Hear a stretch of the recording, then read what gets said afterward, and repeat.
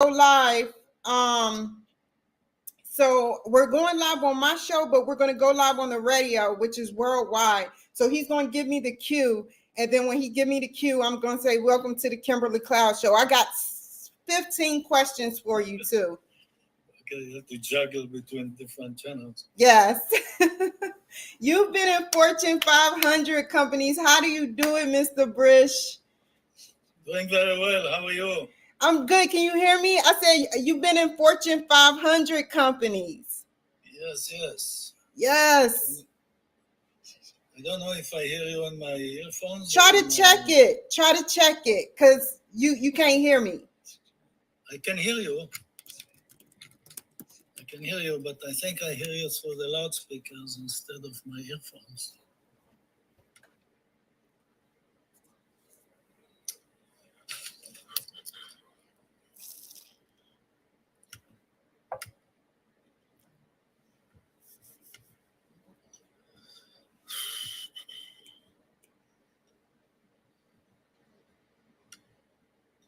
Can you hear me now? Yes. I still hear you on the loudspeaker, not on my earphone for some reason.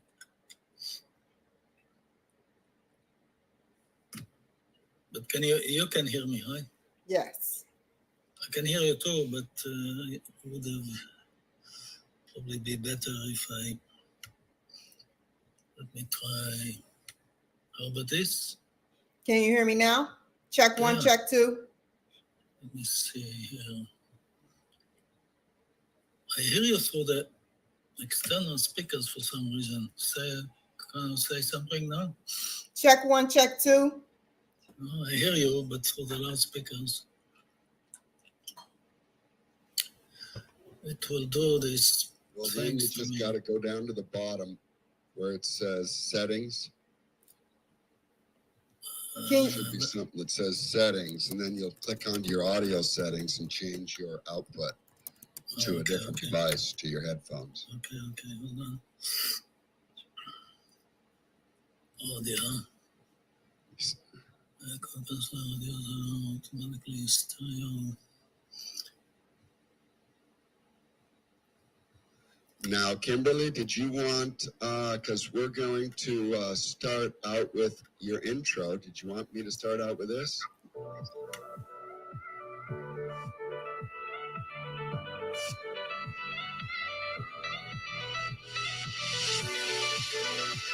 I did what you asked me to do, and it's working now. Yes. Excellent. Now I hear music. Is that intentional? Yes, that's the intro. Okay. The dance now?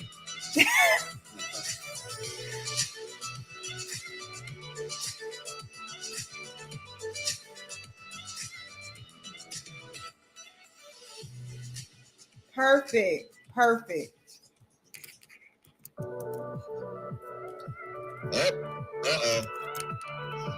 Son of a gun. I forgot. It always sets the default to loop. So we'll just go let plays through one more time.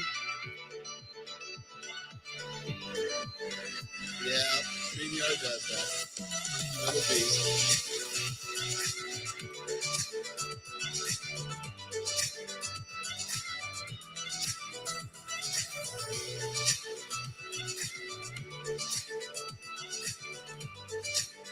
So I have You can always talk over the intro. Okay. If you wish to, and once you start talking over it, I'll make the capture live. Now, did you want to be spotlighted when we open, so that you can give a spotlight and then ask and say, "All right, we're ready to bring in Arie," sort of thing? Yes, I would love that. Thank you, Donald. We got 4 more minutes, Arie Brish. Did you fix your headphones? What? Did you fix your headphones? Yes. Now I hear you through here.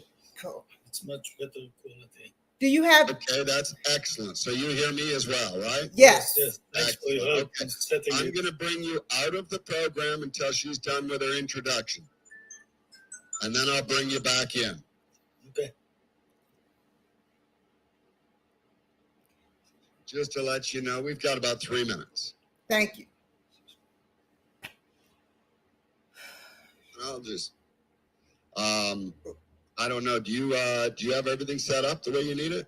Yes, Mr. Newsom, you are awesome. Thank you so much. Oh, good. All right. Well, we love you. I love you being here. too. We got 2.5 minutes. Okay.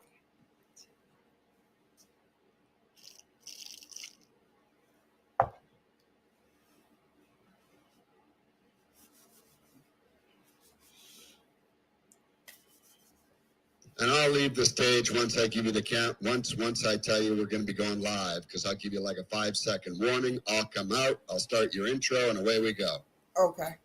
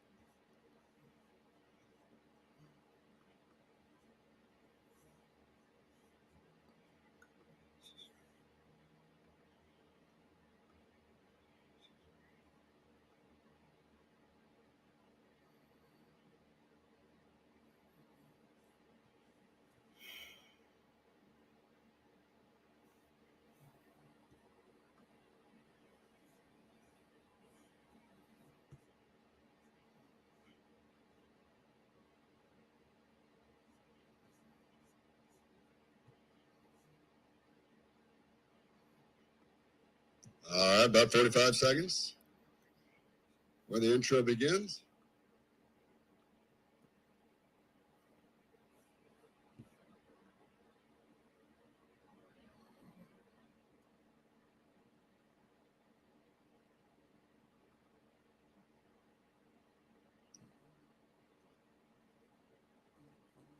All right, we're going to make everything happen. Your intro is going to start in 15 seconds. I'm going to go ahead and get this live recording going. Have a great show. Thank you, Newsom.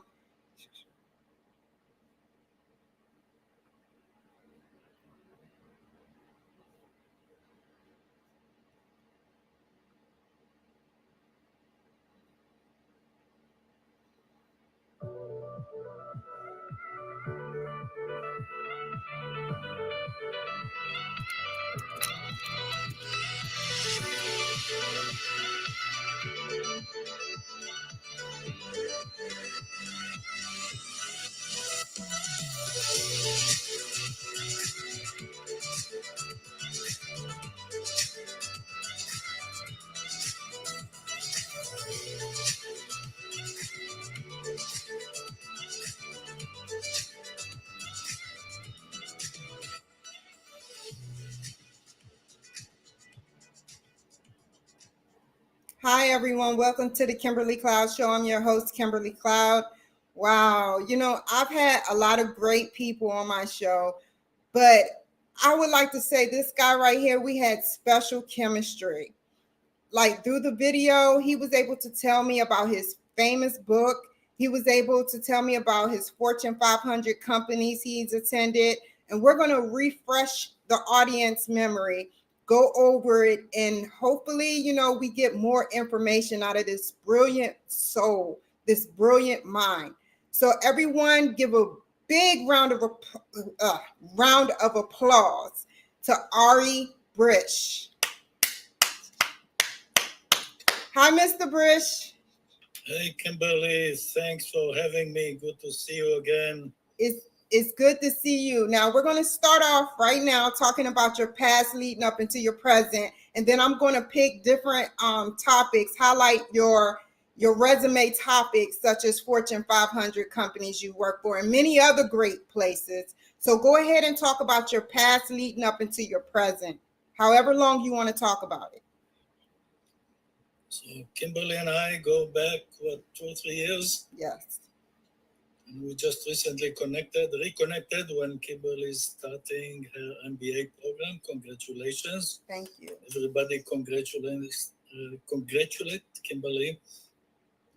So that brings to the last chapter in my career is teaching business students here in St. Edward's University, both bachelor business students as well as MBAs. So I feel connected to the fact that you are starting your MBA program. I wish you were my student, but Thank it's you. okay if you're not.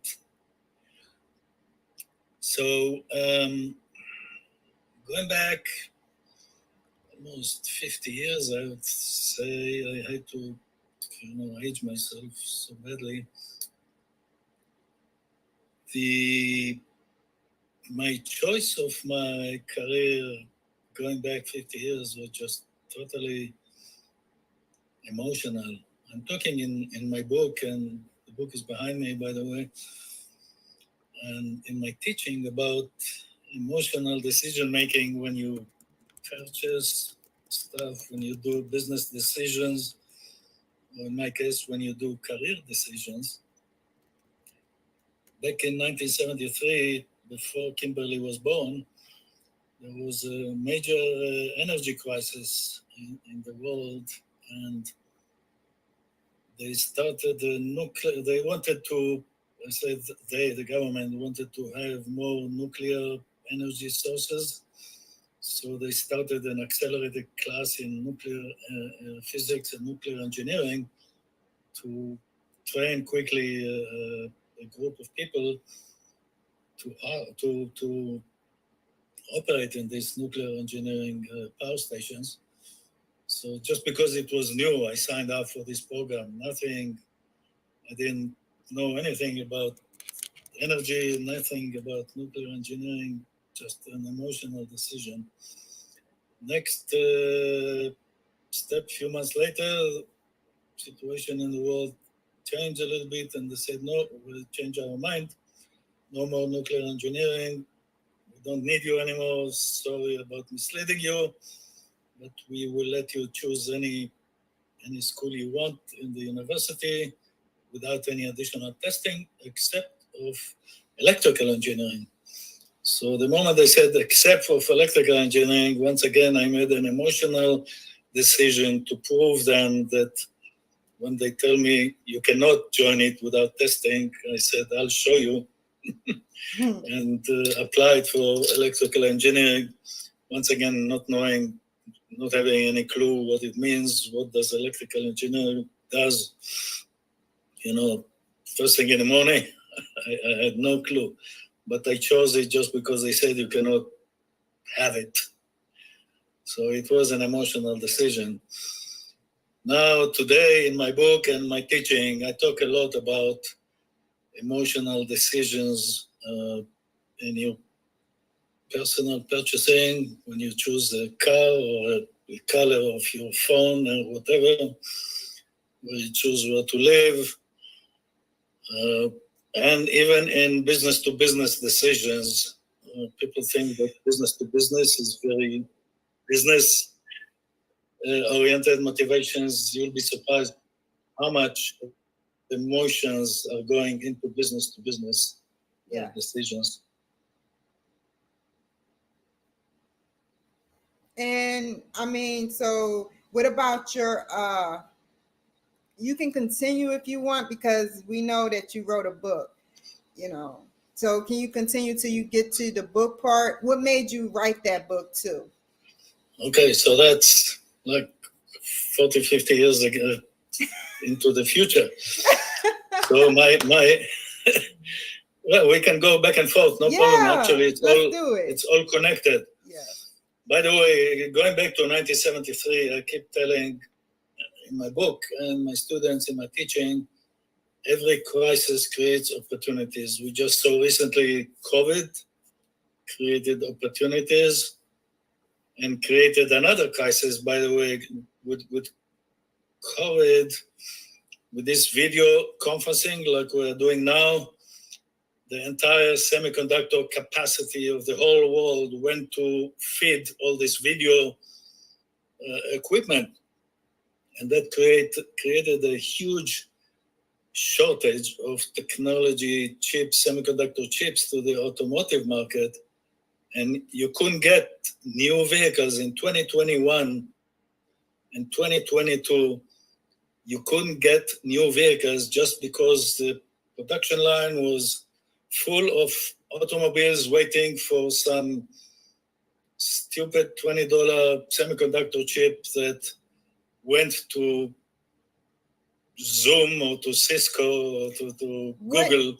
Mr. Brish, what do you think could be changed about that? You said that basically the equipment was on hold because of the semiconductor chip. So what do you think, seeing that you have an extensive resume history, what do you think as an engineer should be done on the front lines with production of cars?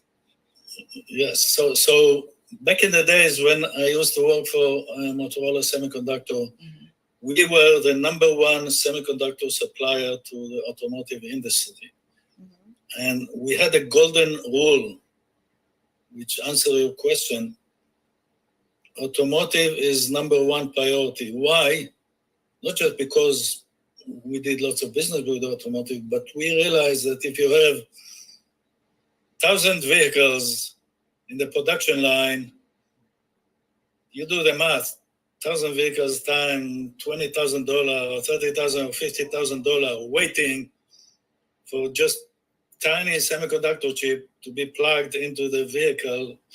And automotives have tons of technology. Today, when you buy an automobile, 20 to 40% of the value of the automobile is in the technology, not in the metals, not in the engine, but in the technology that controls the automobile. So if you buy a $20,000 automobile, $5,000 and $7,000 is the technology, the software and the semiconductor chips that go into the engine and the other parts of the automobile. So we realized you cannot let 1,000 automobiles just wait for days, sometimes weeks and months for some semiconductor chips. So we put a priority, number one priority on supplying the automotives. And then we supply to other things. So if you want to buy a new telephone, you can wait a few more weeks for the next model. Nothing, no big harm and no big damage to the suppliers, whether it's an Apple or Samsung or whatever the phone is coming from. So that's painful, but not disaster. In the case of automobiles, it was pretty close to disaster to have so many vehicles waiting on the production line just for some technology components. I know people that had a used vehicle, so that created a over demand on used vehicle.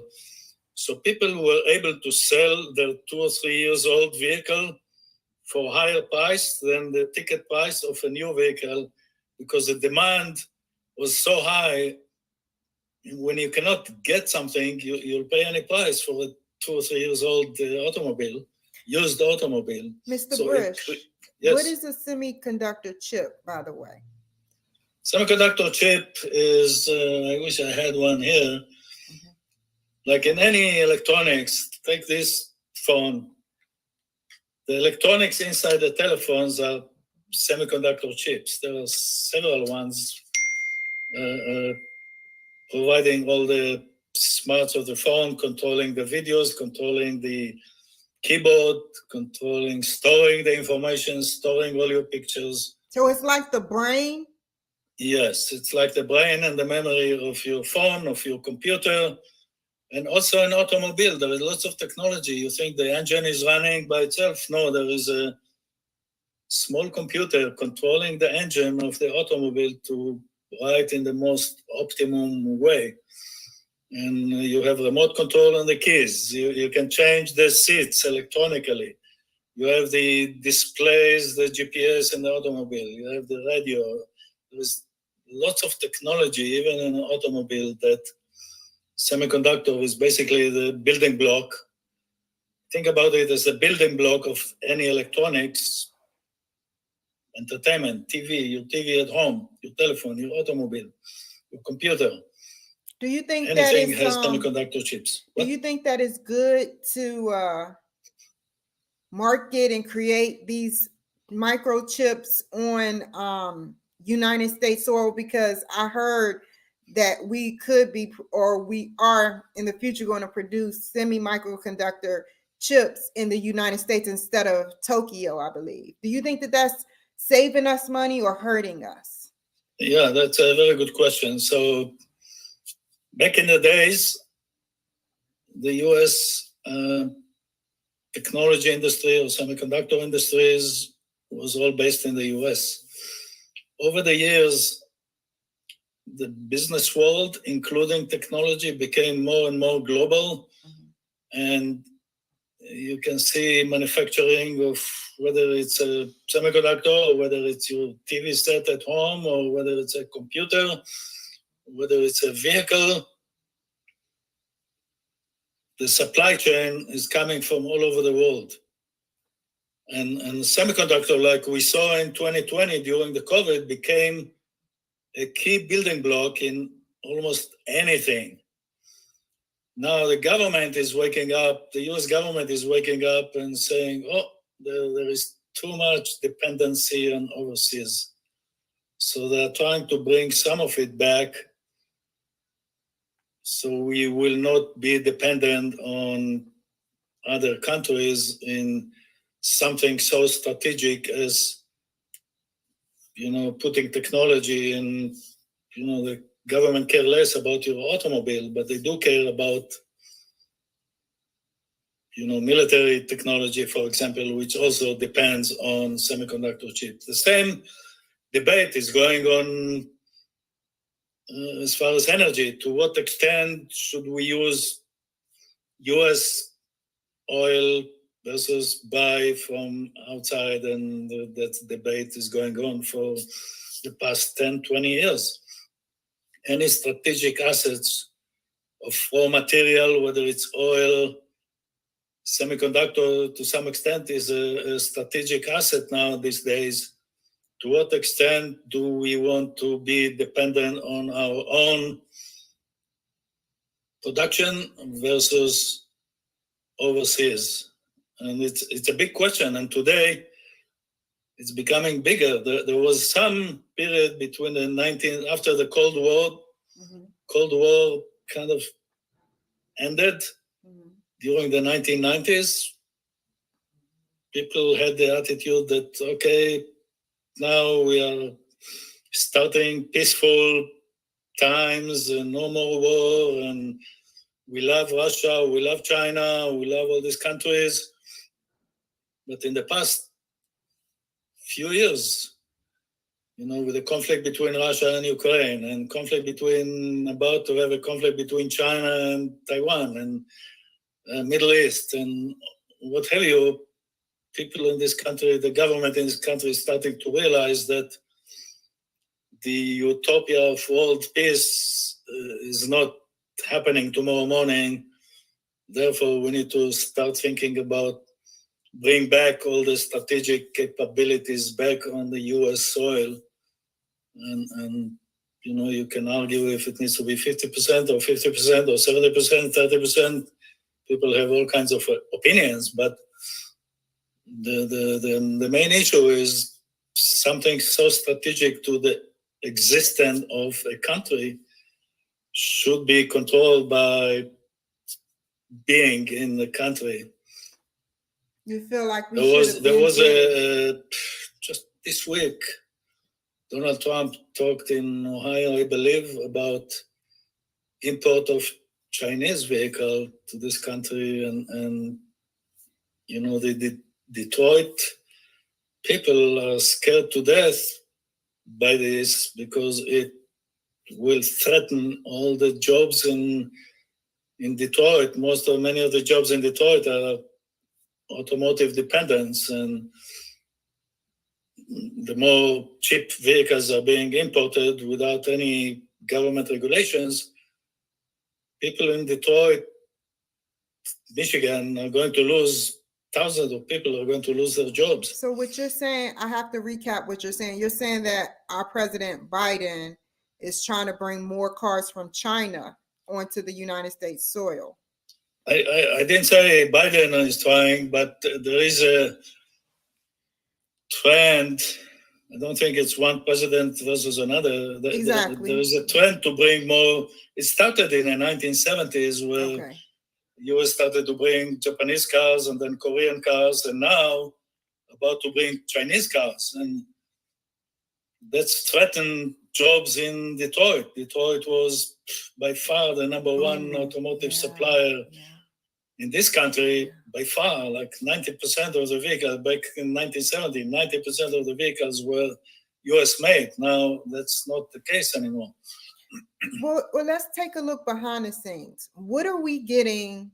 Are we getting paid? Well, it sounds like to me that we're getting, or America is getting, like a chunk of money for bringing imported cars here. And that's like, is that true? I mean, because what would be the reason why we would accept imported cars and have America lose money like Detroit? Right, a very good question. Because think about that. So one argument is for you and me as citizens of this country and consumers of this country, be able to buy cheaper vehicles. That's argument number one. On the other side of the equation, if you and me will buy Chinese cars because they're cheaper, somebody in Detroit or thousands of people in Detroit will lose their jobs. Yes. So the president is having to balance between you and I be able to buy cheaper cars versus thousands of people in Detroit losing their jobs. It's hard to tell what's more important. Where do you see the future, if like two futures? Where do you see the future going in a positive way if we decide to have cars come here? Or where do you see it going in a negative way if we decide to have cars here? Or where do you see it going if we decide to say, no, we're not having imported cars, we're going to make our own cars, and etc.? So if I'm watching what happened between Japanese suppliers, vehicle suppliers like a Toyota, Honda, and the US vehicles, if you compare how many of the vehicles are being made in the US, you'll be surprised that Japanese vehicles, many of them are made in the US, or parts of them are made in the US. Why? Because the Japanese automotive makers are realizing, or they know, you have to give back to the community that buy your products. And one way to give back is to create jobs. So every Toyota or Honda vehicles you buy, a certain percentage of the value of the vehicle was made in the USA. Okay. And the opposite is true also. Many US manufacturers, General Motors, Ford, and what have you, some percentage of these vehicles is made somewhere else, in Canada and Mexico and Europe. So it's not a black and white question. Understood. Now, what the government can do with the new threat of import from China is making the regulatory situation that will encourage those automotive suppliers to make more of their vehicles here in the US. And there are reasons for them to do it anyhow, because if I know that a car XYZ is made in the US, I don't care if the headquarters is in China or Japan or Germany or wherever. If it's made in the US, providing US jobs, I feel better about buying this vehicle versus a case where if I buy this vehicle, some guy in Detroit is going to lose their job just because me buying this vehicle.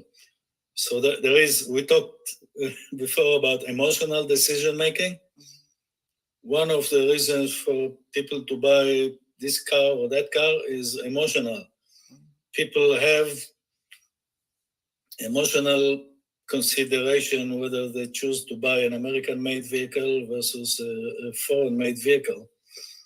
And the Japanese know that, understand it. That's why they have factories here in the US. Toyota has big presence, thousands of jobs here in Texas for that reason. Before we move on and talk about your book, I have one more, because you're on fire right now. So let's talk about Tesla. I think that, we're in phase one, stage one, even though he's developed a lot of Tesla cars over the years, but I feel like we're in stage one with electrical cars. Tell me, how do you feel about it, and what would you do to upgrade it into even a better, because you're an engineer, always will be. So tell me what you think should be done about possibly making Tesla more safer. Yeah, going back before we answer your question directly, people perceive electrical cars as the saving the environment or saving planet Earth. That's not necessarily the case, because the batteries for electrical cars, for example, there is so much chemistry into the battery that has to be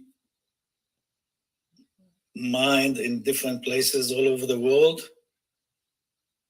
that instead of mining petrol or oil, you mine these other chemicals. I'm not a chemist to tell you, but there is lots of exotic chemicals, by the way. Oh, really? That are even less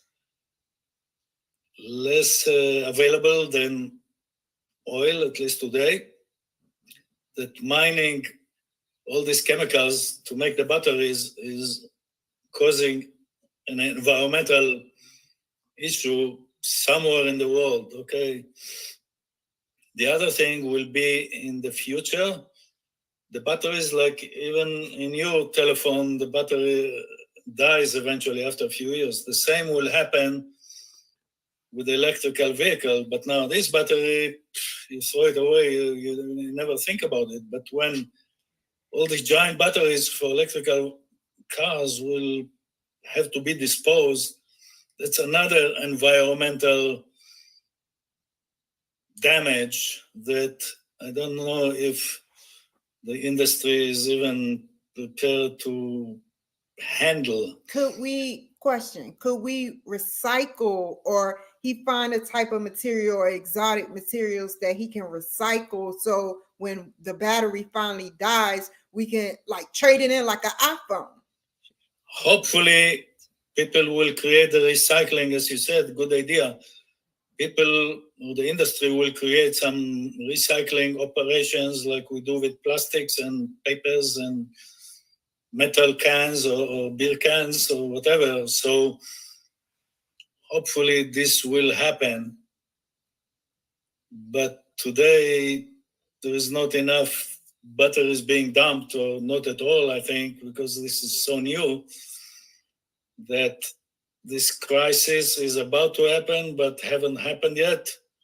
Maybe it will start to be a crisis 5 years from now, when some of these early electrical vehicles will have to dump the batteries. And by the way, when you buy a used electrical vehicle, you have to pay attention to how much life the battery has, which is something you don't have to think about when you buy a normal, gasoline-powered vehicle. In a used electrical vehicle, if it's a little old, like 5 years or something more, you have to think, okay, how much life the battery has? Because once you have to dump the battery and buy a new battery, that's thousands of dollars you have to invest in installing a new battery into your vehicle. Do you know anything about the giga plants that he's built? Yeah, it's huge here in Austin. Yeah. It's huge, thousands of people. So from an Austin economy point of view, it's like, welcome Tesla to Austin. Yeah, definitely. You should move to Austin also. Yeah. It's- Thank you. Can you tell me about what made you create your book, and tell the people what your book is called, and tell them that it's a bestseller. Okay, so the book is a little confusing name. It's called Lay an Egg and Make Chicken Soup. Yes. It plays on every time you consider a new initiative, a business initiative, or a new product, or a new service, there is a chicken and an egg question. So that's where the name is coming from. Not to be confused with real chicken soup that you eat. But Amazon confused it. Sometime when you look for my book, it will come up in the cookbooks or something. So in a sense, it's a cookbook for business innovations. So you can view it that way. And the book is structured in a way that will give you a step-by-step guidance of what do you need to commercialize innovation. Because having a good idea is the first step, but in order to make it a commercial success, there is lots of execution details and blind spots and risk you have to take care of that the book is guiding through. My best example is the invention of the light bulb.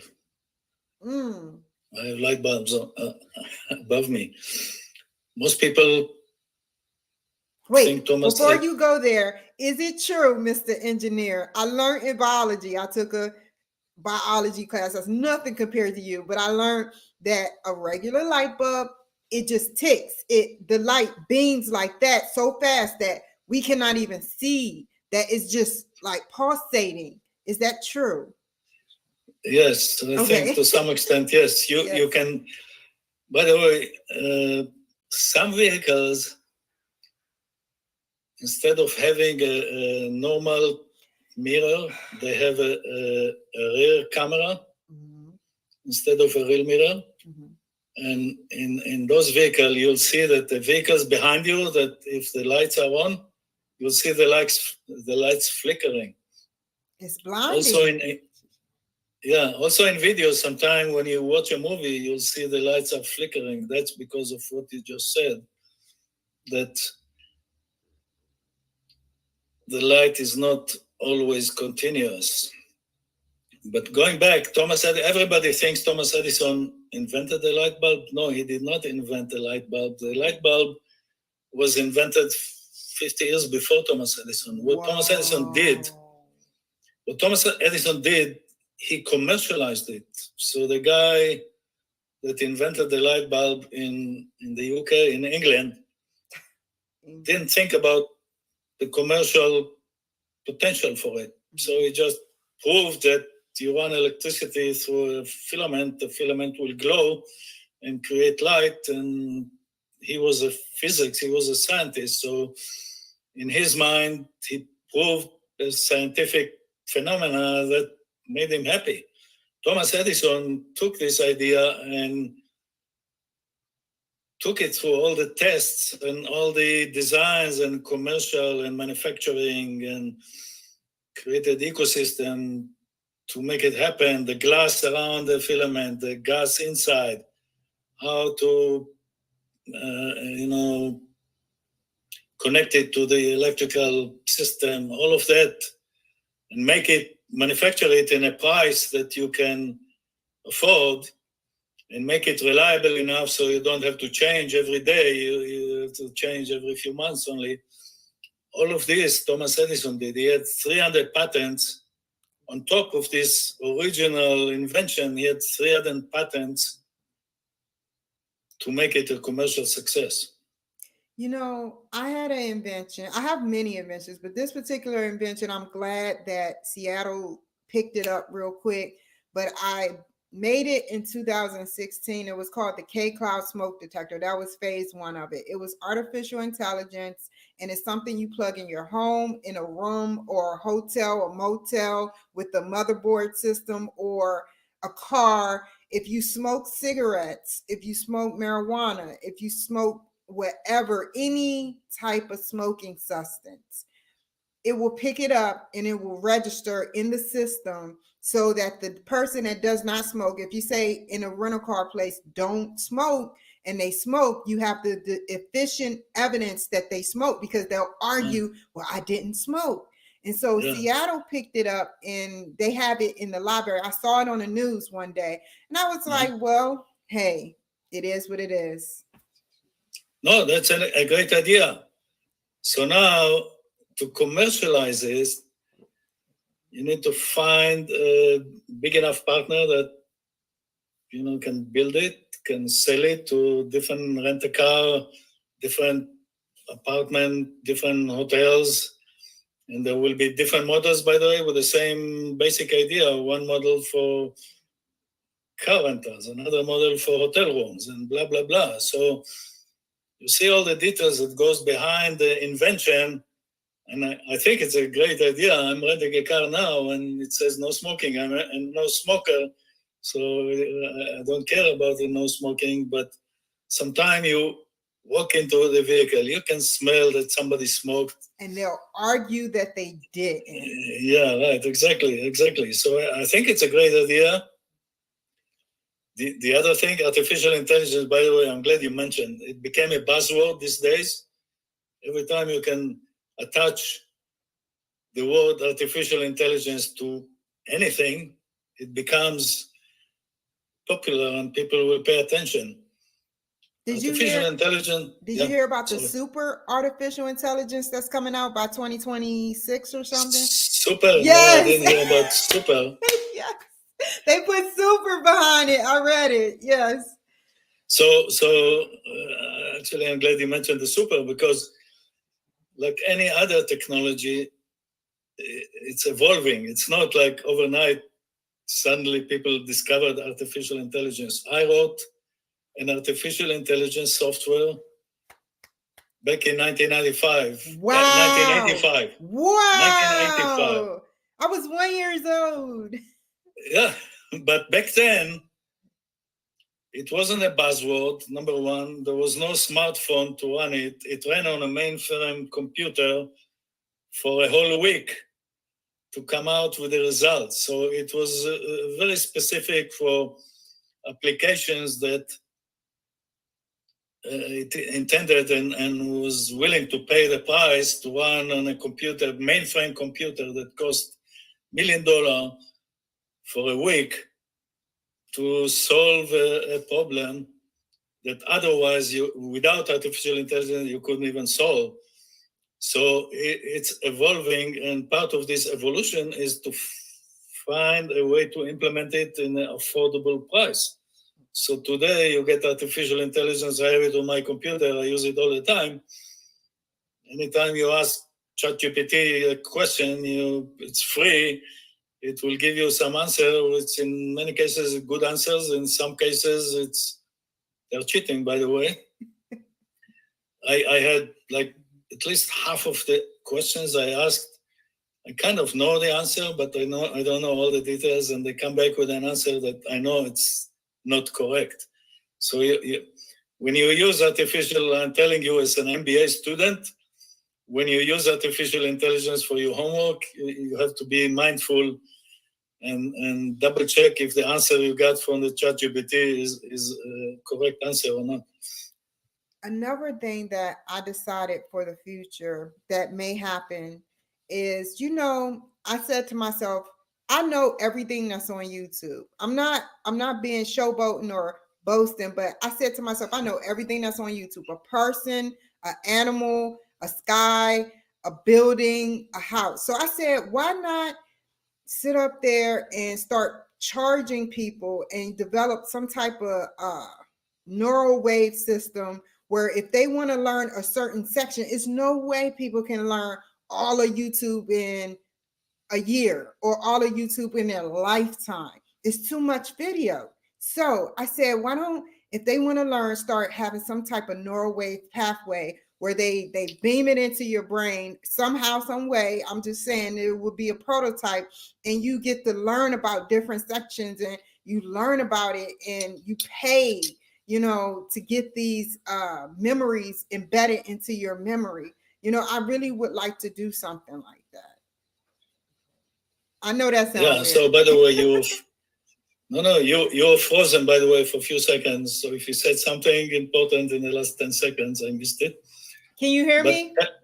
Now I can hear you well, yes. Okay, so what I wanted to know, because you're the engineer, I wanted to see if I said, I know what's on YouTube. I said, I know that it's a person, it's a building, it's an animal, it's a sky, night or day. It's everything, like basic stuff. You see the same thing. You never see aliens. You just see a animation or simulation of aliens. But the point is, what I want to do is get a simulation where if you want to see, you never can see all of YouTube within a year. You're not going to be able to see YouTube within your lifetime, all of YouTube within your life. So if you wanted to see all of YouTube and study history and Egyptian history and all the greatest things that you can't seem to get to because you're too busy, then it will be some type of neural pathway to beam into your brain, and you charge them for you to learn that way. I wanted to try to phase that in the future. How do you think about that? Yes, so that's a very good question. I think Google are working on it. Oh, yay! All the time. It's an evolving question that Google get better and better and better in doing it, where you ask something, you get the replies back. If the replies is not satisfactory, you ask the same question in a different way until you get the results, or you use ChatGPT. Once again, you ask the question. In many cases, you don't get exactly the answers you want to get. So you ask the same question in a different way. You start to get the different answers. And you put together all the different answers, and you build in your mind, or you build for yourself exactly what you're looking for. So it's an evolving skill of the search programs. That's what basically Google started to do when Google was founded. It was founded on the notion that they can second guess what your priorities are, and they'll bring up in the first page what they think you're exactly looking for, even though there is tons of information, as you said.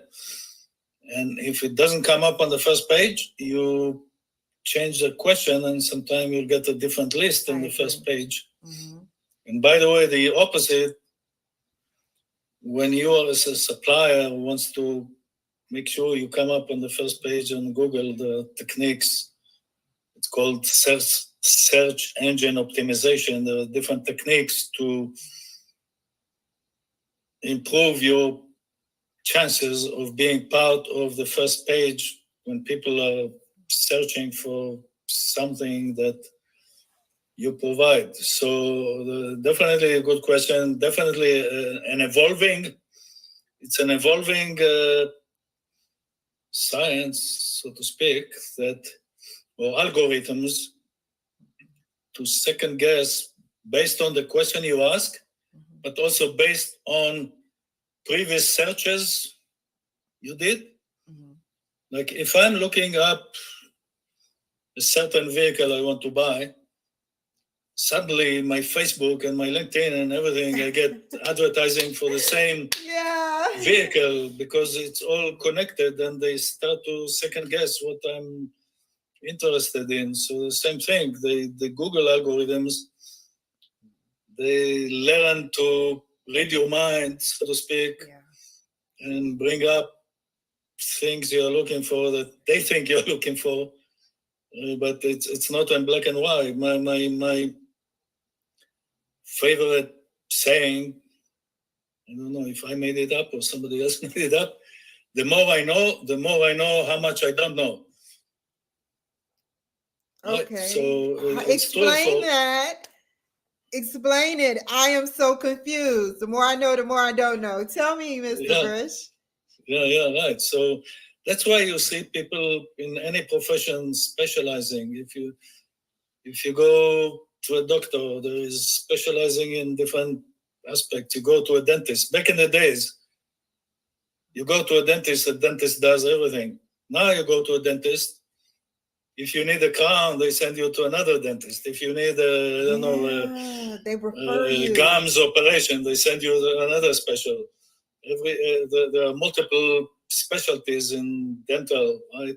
Same thing with different physicians. Same thing with restaurants. Same thing with everything. People specialize because the amount of information is so enormous that if you don't specialize, the human brain cannot handle so much knowledge.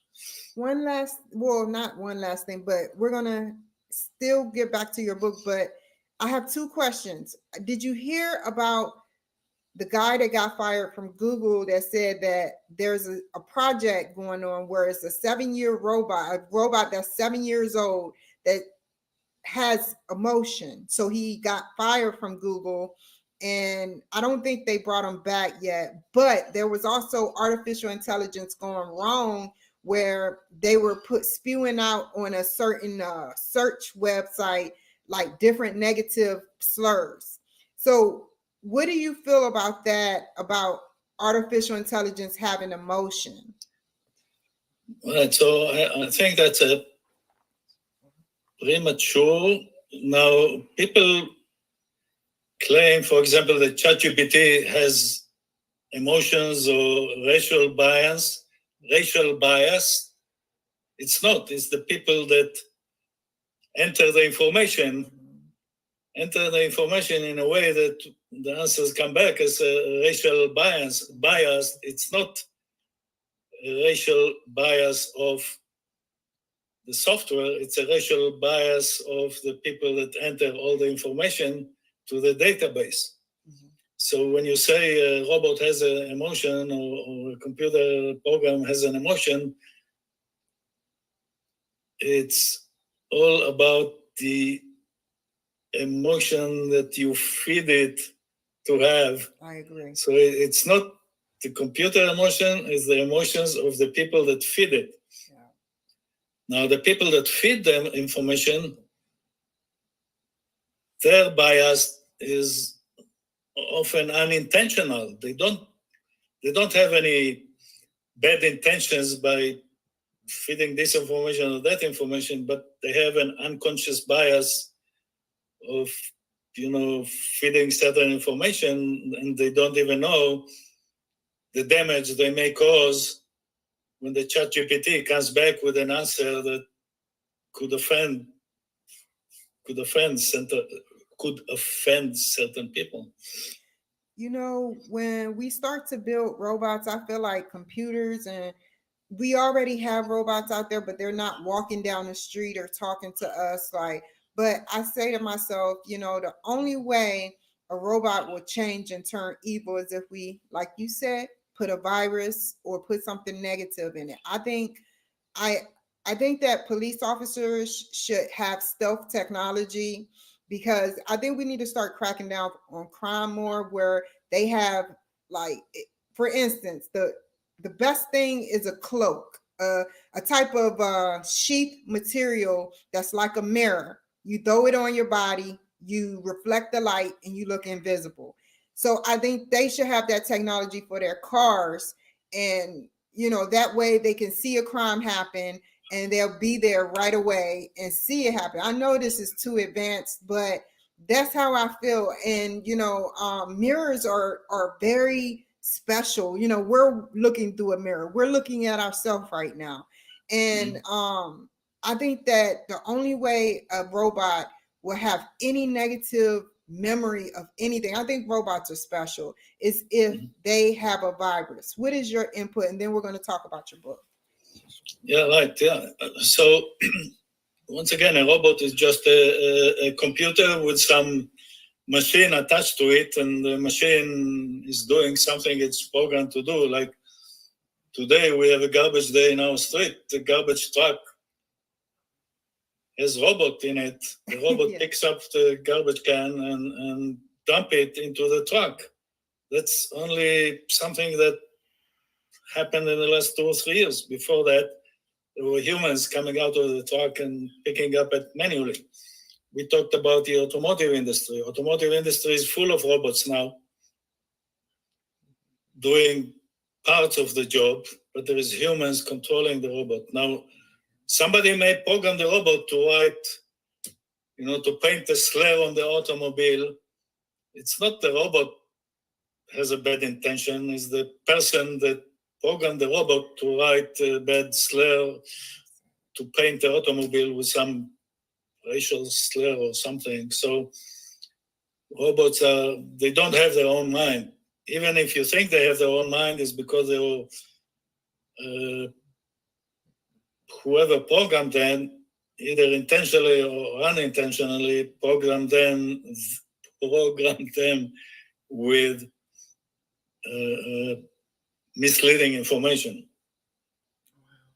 Tell me. Now, to your example, by the way, about crime, the technology is there to find crimes before they happen. It's more about,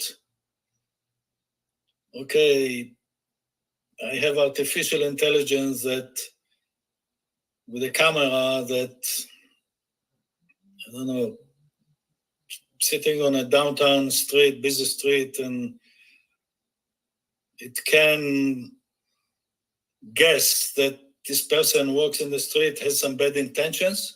Yes, that's what I'm talking about. That's a good idea, Mr. Brish. Yeah, the technology is there. It's Yeah. not a technology question. It's more a privacy question.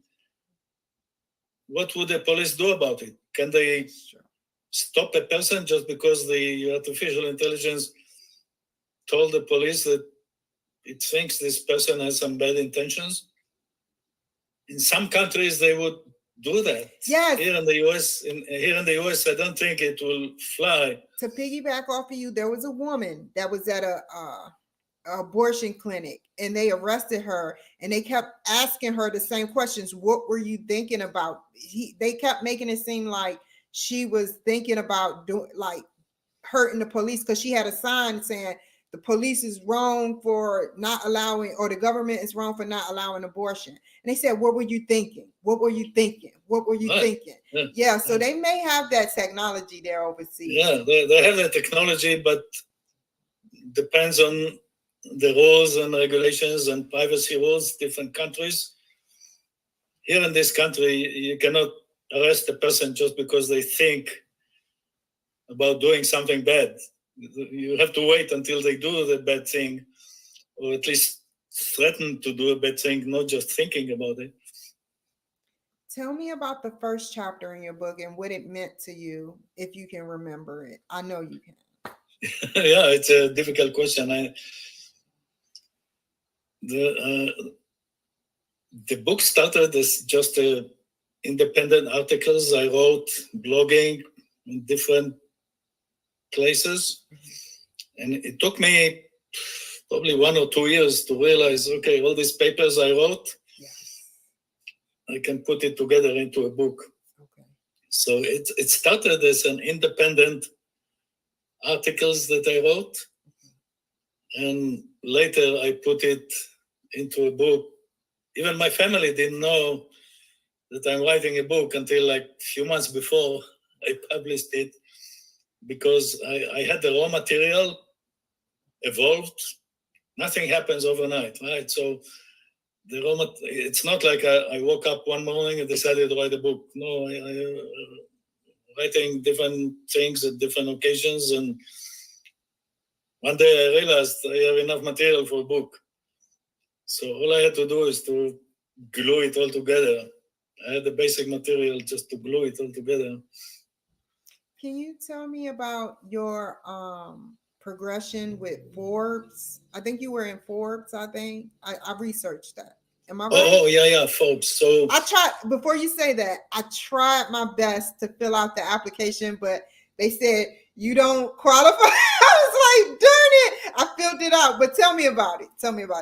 yeah. So the same thing. I wrote in Forbes different examples all around commercializing innovation. And one of the things I like, by the way, you're a young person, you go back 100 years or 200 years, and there is a business case study that the lesson learned is relevant up to today. Like the invention of the light bulb is one example.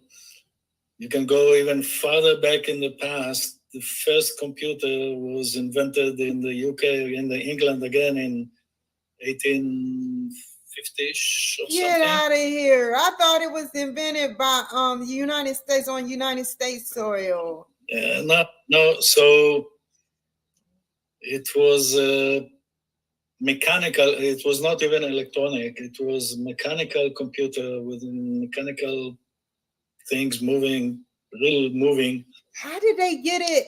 I have to ask. How did they get it where it's like a computer screen and the system? No, it was not screen. It was like very basic mechanical movements. Yes. That gave an answer at the end, and it was very primitive. It was not like the computers we know today, but it was a computer with all the basic building blocks that a modern computer has, but much more primitive. And the lesson learned, it is true even today, two things.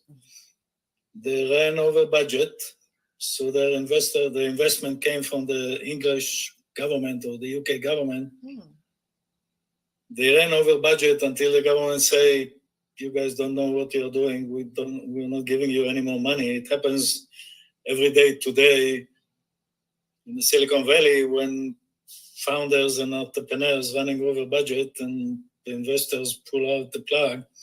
So that's one lesson learned. The second lesson learned, the two founders of this venture didn't get along or had an argument about the percentage each one of them will have in the new venture, and that was a destructive thing, and the relationship fell apart. That also happened pretty often in new ventures that you hear about in any entrepreneurship. So the lesson learned, the relationship between the founders is very important. Most of these startups that I've seen failing, they failed because of human issues. Okay. The people didn't get along, or one of the founders had to find a job because they couldn't wait so long for new funding to come in, and blah, blah, blah. So relationship between the founders and or relationship between the founders and the investors. That's another human aspect. Some founders think, okay, the investors is just a money machine. Bring money. No, it's people that manage other people's money. And if you don't find a way to work together, it's eventually not going to work. One last thing, and then I'm going to ask how the people can reach you. So you know how you have a camera. I guess cameras here was invented by two individuals. I forgot their name. You have cameras, you get what? A negative. You walk in the sun, you see what? A shadow. I was in under 2 minutes. Tell me about, what do you think about Wi-Fi? Wi-Fi is very complicated, and maybe it could have a negative effect, such as, I can't say it because it's controversial. So I say, what is your on-site? Because everything has a negative. Wi-Fi we use every day. Some people don't even get Wi-Fi in certain rural areas. So under 2 minutes, tell me your insight on the negative, what could happen with negative aspects of Wi-Fi. Anything any technology, anything can be misused in a negative way. Even automobile. We talked about automobile. I can use automobile to kill people. Okay, yeah. Right. So the same thing about, there's lots of debates in this country about weapons control. The same thing. If I want to kill somebody, I can run over with them with my automobile, or I can buy a gun and kill them. Wi-Fi may have misuse if a government use it for the wrong purposes. We talked about arresting people just because they think what they think. It's another example. But yet, without Wi-Fi, we couldn't have this conversation. Mm-hmm. So it's all about how you use the technology and how to make sure you don't misuse it. One last question. I have to say this. How is Wi-Fi created? Is it like a telescope or some type of device outer space that beams down to give us You're talking about Wi-Fi in the office or just at home? period, as a whole? Wi-Fi, how is Wi-Fi created? Like, how do we do it? It's like any wireless communication that probably was invented maybe 100 years ago or so. I'm not sure about the exact timing, but back in the days it was point-to-point communication that was created for military purposes. Yes. And then telephone communications was some through a wire, some through wireless. Yeah. And then one of the major milestones in wireless communication is the invention of cellular phones. And the invention of cellular phones created a system.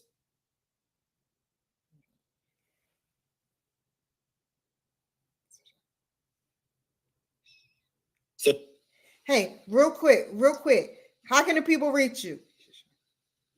Okay, either LinkedIn is the best, or my website is cxo360.net. Okay. Thank you so much, Arie. Oh my God. I love you. I hope you and your family have a wonderful day. I'm gonna call you. I have your number. I'm gonna call you afterwards to talk to you about some things. But thank you for joining my show. You've been awesome. Same to you. I didn't even realize we're talking for an hour. Yes. Time flies when you enjoy yourself. Yes. You take care. Okay. Bye-bye. Bye.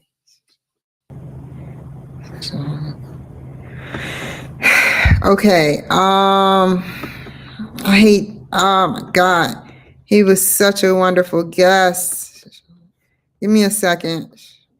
Okay, so wow, what a wonderful guest, y'all. Like, seriously, he's awesome, he's smart, he's bright.